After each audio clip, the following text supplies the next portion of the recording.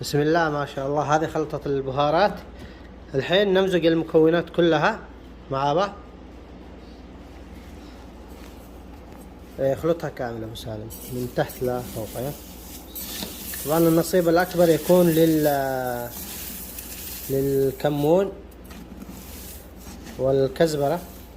ما شاء الله تبارك الله. بعدما خلطنا كل المكونات الحين يتبقى لنا بس الحين نطحنها. ما شاء الله هنا عندنا الطحانة نعبي البهارات فيها.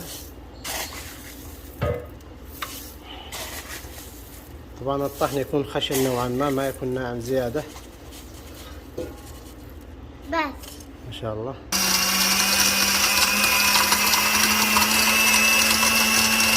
ما شاء الله تبارك الله. هذه البهارات الطحن يكون بهذا الشكل خشن نوعا ما. ما شاء الله.